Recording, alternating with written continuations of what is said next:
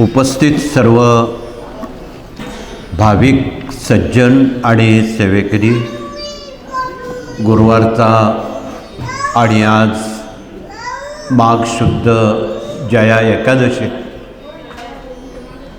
असा हा अनेक गुणांचा संगम आणि आपण या पुण्यभूमीत स्वामींचा आशीर्वाद घेण्यासाठी, त्यांना नतमस्तक होण्यासाठी आपला बहुमोल वेळ खर्ची घालून आलात आणि ते स्वाभाविक आहे. या कलियुगाचं सार सर्वस्व स्वामींच्या हातात आहे. आपण आपलं जीवन मरण हे सुद्धा त्यांच्याच हातात आहे. म्हणून महाराज या कलियुगाचे चालक, पालक, मालक आहेत आणि अशा मालकांची सेवा आपल्या हातून घडावी ही अपेक्षा स्वाभाविक तुमची आमची सर्वांची आहे. परंतु स्वामींची सेवा केल्यानंतर मात्र ते येणाऱ्या घटना टाळतात, सर्व प्रकारच्या प्रारब्धावर मात करतात. प्रारब्ध, सुकृत, क्रियामान, ऋण, वैर, हत्या, शाप, तळतळाट, घात, अपघात, अकाली मृत्यू, अपघाती मृत्यू यावर स्वामी मात करतात. पण केव्हा? तुम्ही त्यांची सेवा कराल तेव्हा. म्हणून आपण अनन्य भावानं त्यांना जर शरण गेलात तर ते आपल्या जीविताचा योगक्षेम ते चालवतात. म्हणून स्वामींच्या प्रत्येक तसबिरीवर अनन्या निश्चयंतो मा ये जना पर्युपासते तेषां नित्याभियुक्तानां योगक्षेम वहाम्यहम. अर्थ समजला नाही. हा मराठीत अर्थ याचा असा आहे, हे संस्कृत सुभाषित आहे. अनन्य, आपलं मन अन्यत्र कोठे जाऊ न देता, कारण आपलं मनाजीराव कधीच जागेवर राहत नाही. ते सातत्यानं आपणाला काम सांगतात. आतासुद्धा बऱ्याच काही भाविकांना घरी गेलंच पाहिजे, गाडी पकडलीच पाहिजे, पोटात कावळे ओरडत आहेत, जेवण केलंच पाहिजे, फराळ केलंच पाहिजे, दुसऱ्या गावी पोचलंच पाहिजे. आतून आपणाला आपले मनाजीराव स्वस्थ बसू देत नाही आणि आपण मूर मारून त्यावर नियंत्रण मिळवणं, त्याला अनन्य निश्चयंतो मा म्हणतात. मन आपलं कुठेच जाऊ द्यायचं नाही, अशी स्थिती आपली शरीराची, मनाची निर्माण करणं. आणि अशा वेळी स्वामींचं नाम घेणं किंवा मंत्र जपणं ही क्रिया आपण जर केली तर आपला योगक्षेम, आपल्याला पूर्ण आशीर्वाद स्वामी यातून देत असतात. म्हणून अनन्या निश्चयंतो मा ये जना पर्युपासते तेषां नित्याभियुक्तानां योगक्षेम वहाम्यहम. मन अन्यत्र जाऊ न देता जे कोणी मला भजतील त्यांची गॅरंटी माझ्याकडे राहील, त्यांना जीवनदान देण्याची अशी ग्वाही, अशी गॅरंटी स्वामींनी दिलेली आहे.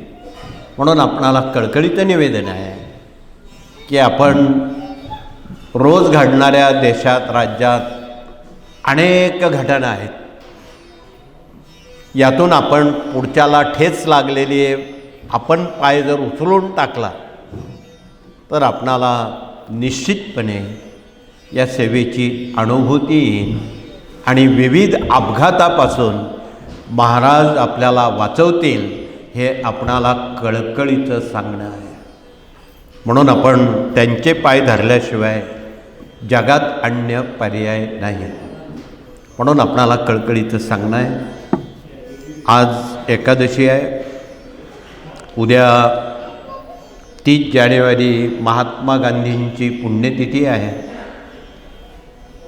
महात्मा गांधींबद्दल किती बोललं तेवढं थोडं आहे. भारताचे पहिले बॅरिस्टर आणि अत्यंत उच्च शिक्षण घेऊनही सामुदायिक सहजीवन, सामुदायिक जिव्हाळा, सामुदायिक ऐक्य, सामुदायिक महत्त्व त्यांनी आचरणातून देशाला शिकवलं. त्यांनी देशाचा फेरफटका मारल्यावर या देशाची सर्व परिस्थिती बघितली. माझे जेवढे देश बांधव आहे त्या गरिबीला पारावर नव्हता. अन्न आहे तर वस्त्र नाही. मी सूटबूट घालून लोकांचं कल्याण करू शकत नाही. म्हणून ते लोकांमध्ये गेले आणि त्या मिनिटाला त्यांनी प्रतिज्ञा केली, जोपर्यंत माझे देश बांधव अन्न वस्त्र त्यांना पोटभर मिळेल तरच मी मोठी वस्त्र घालीन, तोपर्यंत त्यांनी हयात पंचा नेसला आणि निधड्या छातीनं जनमानसामध्ये जनतेची सेवा त्यांनी केली. त्याला महात्मा गांधी म्हणतात. म्हणून सामुदायिक सहजीवन या वागण्याला, या कृतीला म्हणतात. तो जीवनादर्श पूजनीय महात्मा गांधींनी या देशातील देशबांधवांसह जगामध्ये अनेक राष्ट्रांना दिला. आफ्रिकेत पारतंत्र्य होतं, त्यावेळी दक्षिण आफ्रिकेमध्ये त्यांनी चळवळ केली आणि तो देश तुझा स्वतंत्र करून दाखवला. एवढं सामर्थ्य या महापुरुषांमध्ये होतं. म्हणून महात्मा गांधींबद्दल किती बोललं तेवढं थोडं आहे. परंतु त्यांचा शिक्षणक्रमात पुढील विद्यार्थ्यांना महात्मा गांधी कळावेत हे जर शाळेत शिकवलं नाही, लोक विसरून जातील. उद्या कॉन्व्हेंटमधल्या लोकांना विचारलं, विद्यार्थ्यांना, व्हॉट इज इंदिरा गांधी, सांगता येणार नाही त्यांना कोण इंदिरा गांधी होते, कोण लाल बहादूर शास्त्री होते, कोण महात्मा गांधी होते, कोण लोकमान्य टिळक होते. या थोरा मोठ्यांची ओळख राहणार नाही. आणि ओळख जर नसली तर तो आदर्श टिकणार नाही. म्हणून त्यांचे जीवनादर्श योग्य वयात, म्हणजे वय 5 ते 18 या वयोगटात त्यांच्या आचरणात आणि अनुकरणात उतरवण्यासाठी या कार्यानं खूप मोठा हात या संस्कार विभागात घातलेला आहे. म्हणून आज आपल्यामध्ये मूल्यशिक्षण, गर्भसंस्कार आणि शिशुसंस्कारात काम करणारे गुरुजन प्रतिनिधी आलेले आहेत. त्यांनी त्वरित आपला परिचय देऊन आपलं वार्धक्य आणि म्हातारपण खरं तर पुढच्या पिढीवर अवलंबून आहे आणि त्यांना जर तुम्ही नीट घडवलं, सुसंस्कारित केलं तरच तुमचं म्हातारपण सुखात जाईल, अन्यथा धोक्याच्या पातळीवर आहे. आज महानगरांमध्ये कॉन्व्हेंटमधल्या मुलांनी चक्क आईवडिलांना वृद्धाश्रम दाखवलेला आहे. असं कोणाचंही होऊ नये म्हणून आमच्या सर्व गुरुजनांनी कंबर कसलेली आहे.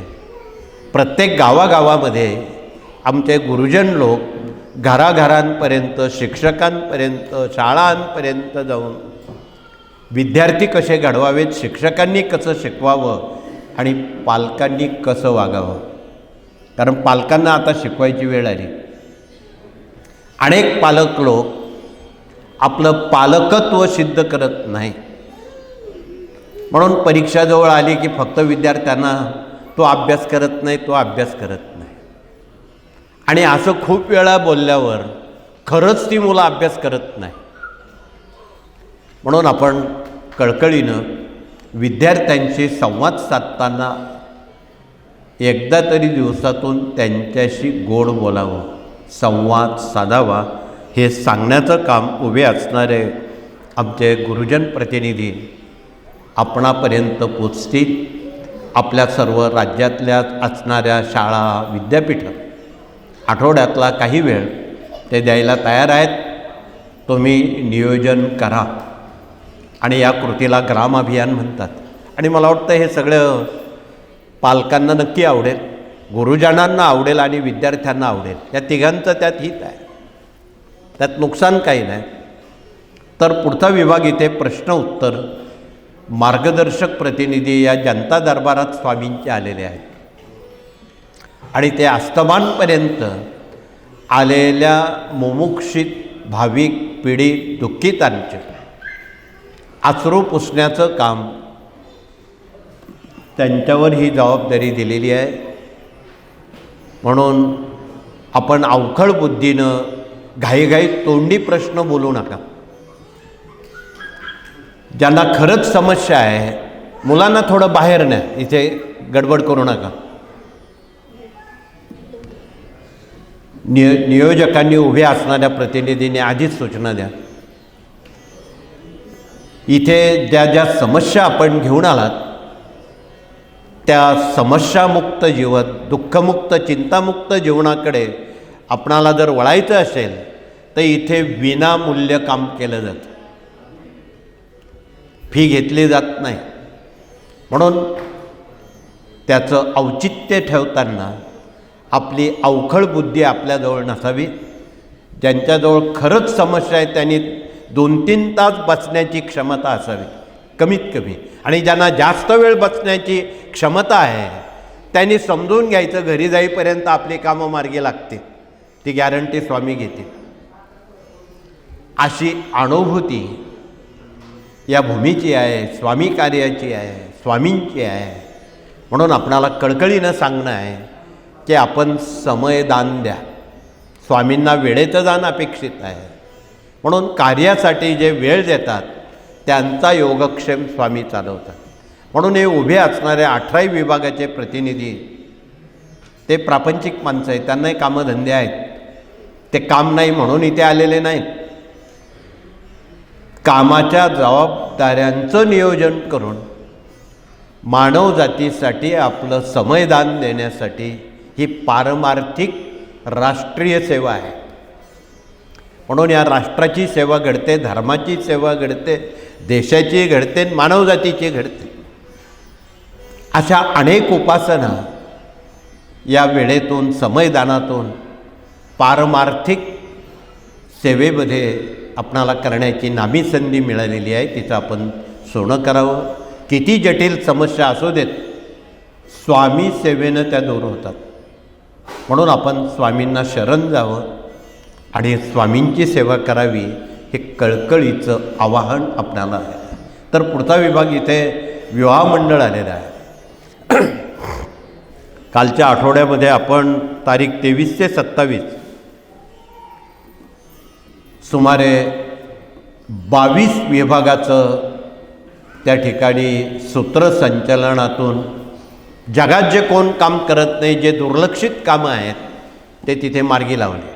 1. बेरोजगारांना नोकरी उद्योगाची दिशा दिली. 2. विवाह इच्छुक आणि विकलांग आणि विधुर विधवा यांच्याबाबत कोणी सकारात्मक नाही. तिथे 1100 मुलामुलींची लग्न जमवले आणि त्यात 14 विवाह त्याच दिवशी केले, परवाच केले. जगात असं कोण करत नाही. टाटा बिर्ला करत नाही, कोण करत नाही. किती श्रीमंत माणसं करत नाही. हे फक्त सेवेकरी करू शकतात हे त्यांनी दाखवून दिलेलं आहे. म्हणून आपणाला मगाशी गुरुजींनी सांगितलं, आपणाला सेवेकरी का व्हायचं? समसकाला पाहू यासाठी व्हायचं. जगात खूप दुःख आहे.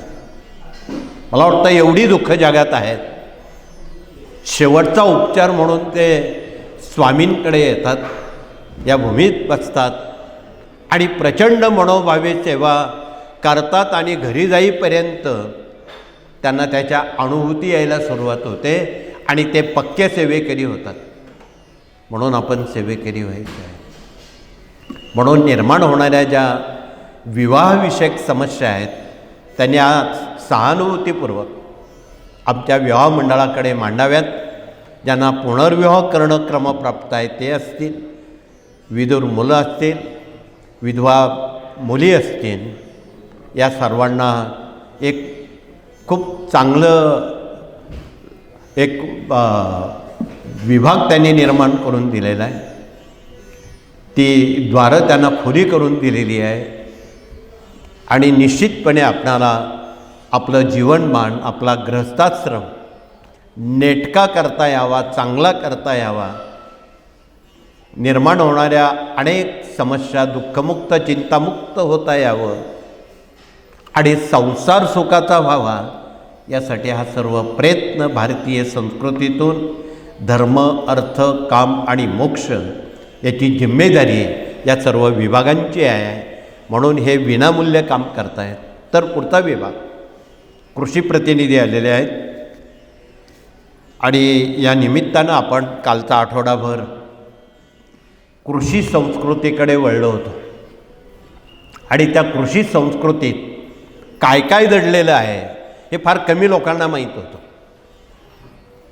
ती संस्कृती खुली करून दिली. बिना शेतकरी, व्यापारी, उद्योगी, सर्व्हिसवाले या सर्वांच्या भूमिका या कृषी संस्कृतीत काय आहे हे त्यांना बघायला मिळालं. हा कृषीप्रधान देश आहे. तिथे 12 बलुतेदार उभे केले आणि आजही ते 12 बलुतेदार जर पायावर उभे केले, गावाचे प्रश्न गावातच सुटतात. म्हणून ही सारी संस्कृतीचं पुनरुज्जीवन करण्याला या साऱ्या बाबी कृषी संस्कृतीतून आपणाला शिकायला मिळतील आणि नव्या पिढ्यांना सांगता येतील. तर पुढचा विभाग या ठिकाणी कृषीनंतर आरोग्य विभाग डॉक्टरांकडे दिलेला आहे. डॉक्टर लोक आलेले आहेत आणि ते तसे आले नाही, कॅन्सरचा दवा घेऊन आलेले आहेत. ज्या कुटुंबियांमध्ये कॅन्सर आजार झालेला आहे त्यांच्यासाठी ही नवी पर्वणी आहे. म्हणून बिना वेदना, बिना केमो, बिना शस्त्रक्रिया असणारा दवा इथे उपलब्ध आहे.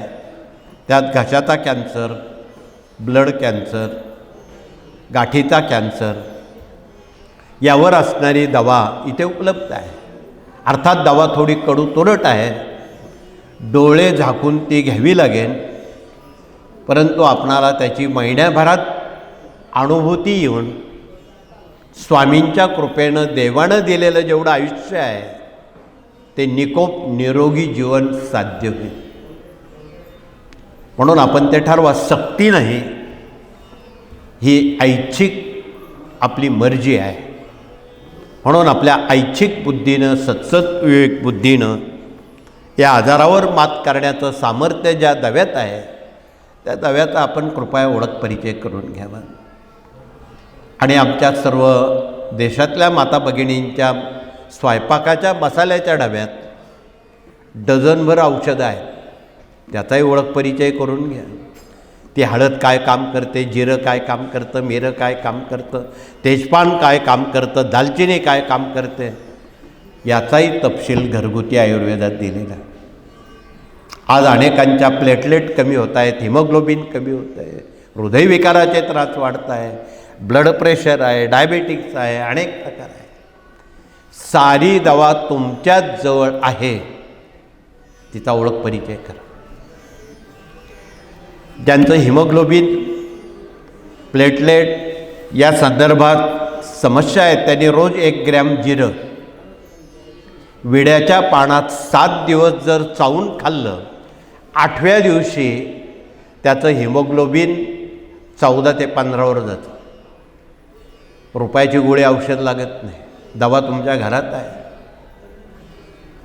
ज्यांना वजन कमी करायचं आहे त्यांच्यासाठी दालचिनी आणि मध, चांगला मध याच्या मिश्रणातून, घर्षणातून रोज 4-5 वेळेस जर आपण ते प्राशन केलं आणि आहारामध्ये गरम पाण्याचा वापर केला, आयुष्यात चरबी वाढत नाही. त्यामुळं बाकीचे होणारे आजार थांबतात आणि शरीराला जेवढं वजन लागतं तेवढंच आपलं राहतं. कमी वजन नको, जास्त नको, प्रमाणात असणारं वजन शरीराला पुरेचं आहे. त्याचं सातत्य राखण्याचं काम मसाल्याचा डबा करतो. म्हणून आपण त्या मसाल्याच्या डब्यावर आपण अभ्यासक व्हावं. म्हणून आमचे डॉक्टर लोक मसाल्याच्या डब्यावर नेहमी सांगतात आणि त्या प्रित्यर्थ आपण कुंभापूर्वी त्र्यंबकेश्वरला आपल्या आरोग्याविषयी काळजी घेतलेली आहे. ते नाव आहे स्वामी युगाचे युगप्रवर्तक परमपूज्य मोरेदादा नावानं हॉस्पिटल आपण सुरू करतो आहे. देशातील गोरगरिबांना मोफत सेवेचा लाभ व्हावा हा त्या मागचा उद्देश या कार्याचा उल्लेखनीय आहे. तसं हे सोपं नाही. कोट्यवधी रुपयाची ती मशिनरी, पण उपचार मात्र आपल्याला मोफत द्यायचे आहेत. हा कुठला तरी ऋणानुबंध भरून काढण्यासाठी आपणाला आमचे डॉक्टर लोक त्याविषयी आपणाशी संबोधन करतील, समुपदेशन करतील की या देशाला कॅन्सरमुक्त, दुःखमुक्त, रोगमुक्त करायचं असेल तर आपण आमच्या सर्व देशातील डॉक्टरांवर ही जिम्मेदारी दिलेली आहे. त्यांनी ही जिम्मेदारी सहानुभूतीपूर्वक सेवाभावी कृतीतून पार पाडावी हे कळकळीचं आव्हान आहे. तर पुढचा विभाग आर्किटेक्ट, इंजिनियर, वास्तुतज्ञ आलेले आहेत. वास्तुतही आपल्याला सुख समाधान मिळालं पाहिजे आणि डोकं टेकल्याबरोबर 5-6 घंटे झोप आली पाहिजे, तर ती वास्तू बरोबर आहे. त्यांना आम्ही खरं श्रीमंत म्हणतो. आणि बऱ्यापैकी इथे बसलेले लोक श्रीमंत आहेत की ज्यांना डोकं टेकल्याबरोबर झोप येते. अशी माणसं मनापासून श्रीमंत असतात. इकडे टाटा बिर्लांसारखी अनेक माणसं झोपेच्या गोळ्या खाऊन त्यांना झोपा येत नाही, ते श्रीमंत नाहीत. म्हणून ही माणुसकीची संस्कृती आणि श्रीमंती कशाला म्हणतात हे वास्तू आपणाला दाखवून देते. म्हणून वास्तूच्या अंतरंगाकडे वळताना वास्तू कशी असावी. बऱ्याच जणांच्या घरात बंद पडलेली घड्याळं, फुटलेली भांडी, तुटलेल्या चपला, फाटलेले कपडे, किचन ओट्याला काळा दगड. इथे बसलेल्या भगिनींच्या पैकी ज्यांच्या किचनला काळा दगड लावलेला आहे त्यांनी हात वर करावे. धन्यवाद. घरी गेल्यावर घाबरून जाऊन नका किंवा घाबरण्याचं प्रयोजन नाही. त्या काळ्या दगडाला पिवळा किंवा पांढरा रंग दिला, ऑइल पेंट, ती 7:30 संपली.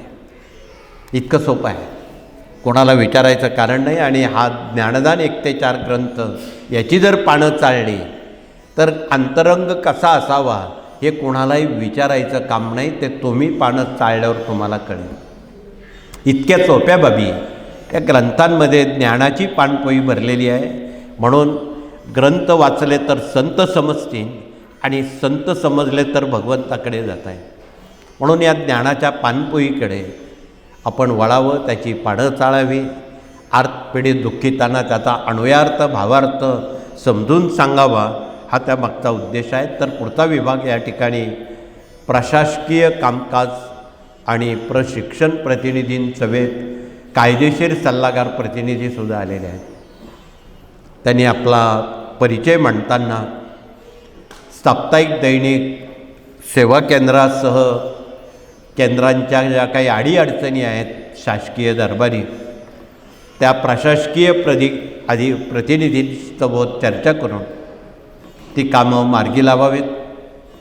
आणि त्यांच्यासोबत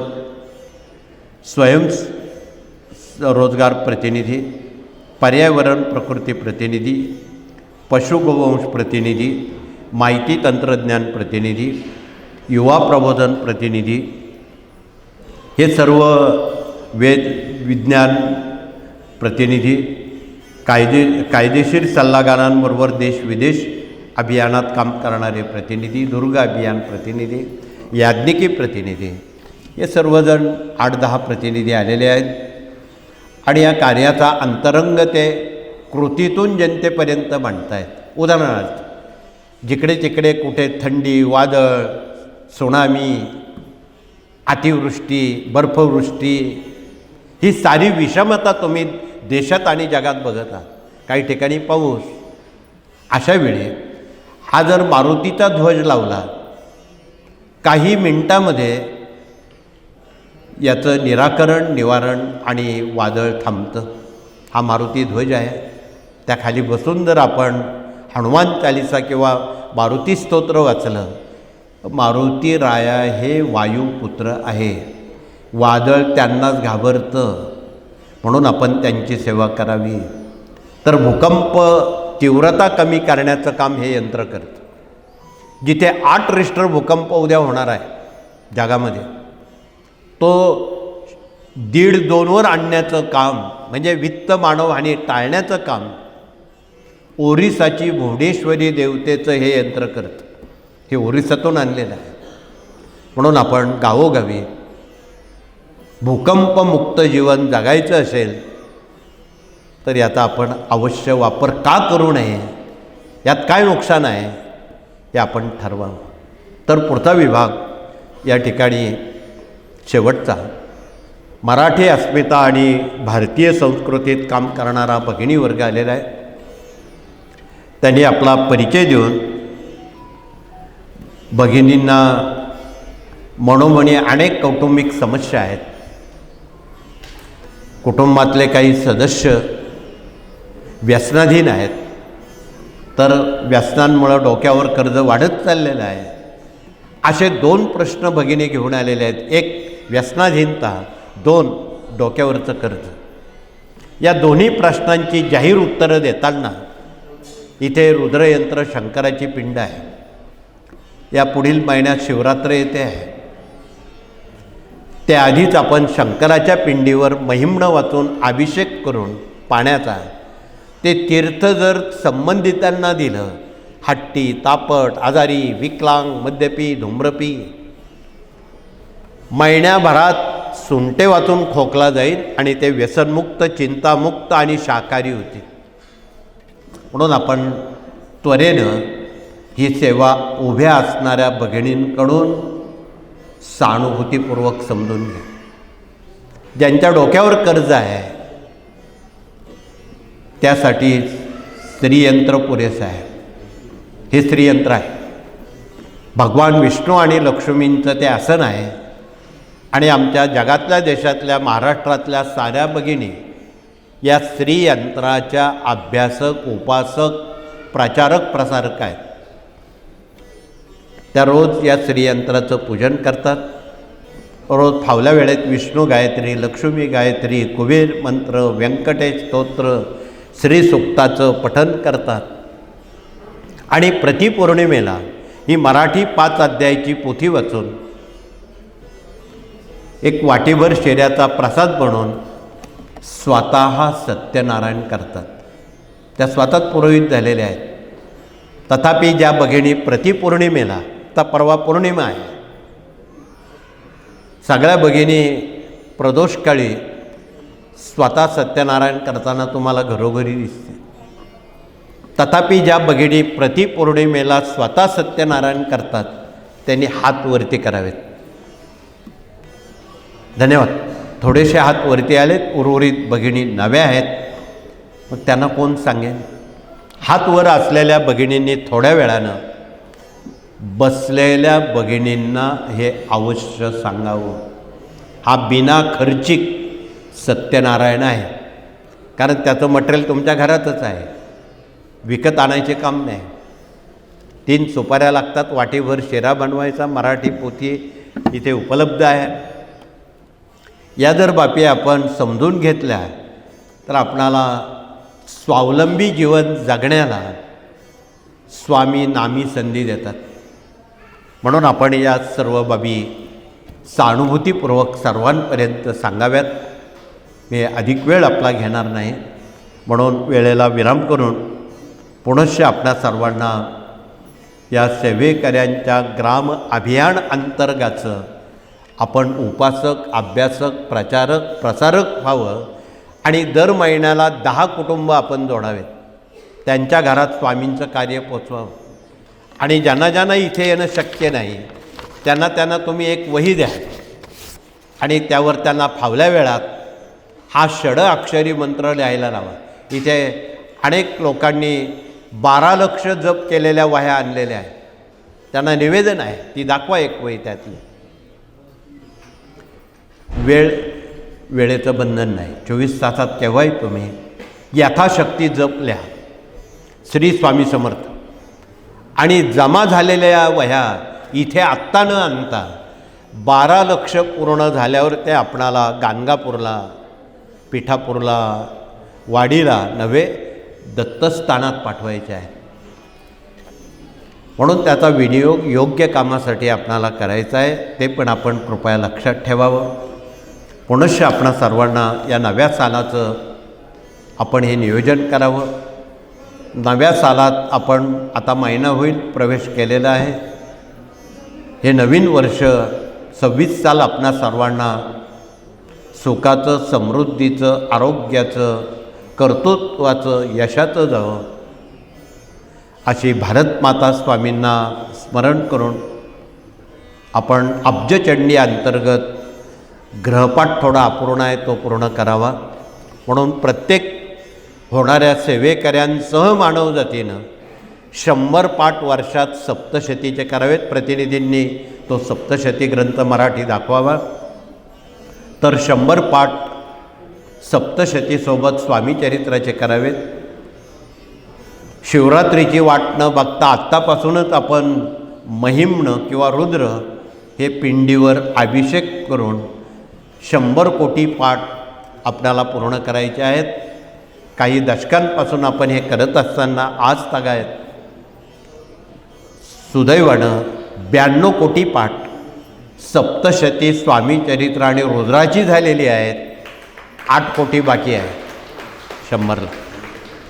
त्याचे आपण मानकरी व्हा, सहभाग घ्या. म्हणजे आपल्यावर कुठल्याही दगा फटका किंवा समस्या आपल्यापर्यंत पोचणार नाही. म्हणून आपलं जीवन सुरक्षित राहण्यासाठी आपण हा ग्रहपाठ करा. हाही संदेश आपण डोळस पारदर्शक पद्धतीनं सर्वांपर्यंत कृपया पोचवा. एवढंच कळकळीचं सांगून आणि शुभेच्छा देऊन हात जोडून प्रार्थना करून आपण हे सत्र थांबवू. प्रार्थनेनंतर नंबर 1च्या गेटनं भगिनी समाधीमठ औदुंबराला केवळ परिक्रमा न करता वळसा घालून दरबारात येतील. मुद्रा न करता उभ्यानं स्वामींना हात जोडून प्रार्थना करतील. येऊन आपल्या जागेवर बसतील. नंबर 2च्या गेटनं पुरुष प्रतिनिधी भगिनींनंतर त्याप्रमाणे आचरण करतील. आपण कृपया सहानुभूतीपूर्वक सर्वांना सांगणं आहे की आपण मौन पाळावं. मौनम सर्वार्थ साधन. तुम्ही जेवढं जास्त मौन पाळाल तेवढी तुमची ऊर्जा वाढेल. आपण अनाठाई बडबड केली आपली ऊर्जा खर्ची पडते. म्हणून मोजकं आणि वेळेपुरतं जर आपण हे भांडवल वापरलं तर ती ऊर्जा कमी होणार नाही. हे सूत्र आपण कृपया लक्षात ठेवावं. एवढंच कळकळीचं सांगून स्वामींनी आपणाला सुबुद्धी द्यावी, हे स्वामींचं काम करण्याची शक्ती द्यावी असं स्वामींना प्रार्थना करून हात जोडून आपण प्रार्थना करू आणि हे सत्र या ठिकाणी थांबवू. दुसऱ्या सत्रामध्ये आपणाला प्रतिनिधी आज गुरुवार आहे जे भाग्यवंत पुण्यवंत असतील ते 12 ते 2 या वेळेत श्री स्वामी चरित्र सारामृत जे अब्जचंडीमध्ये आपलं अपूर्ण आहे त्यामध्ये आजपासूनच थोडासा वेळ देतील. 1 तास लागतो. 2च्या आत तुम्ही मोकळे होता. ज्यांची इच्छा आहे, सक्ती नाही, स्वइच्छेनं त्यात भाग घ्यावा एवढंच सांगून आपण प्रार्थना घेऊ आणि हे सत्र थांबू. श्री स्वामी समर्थ.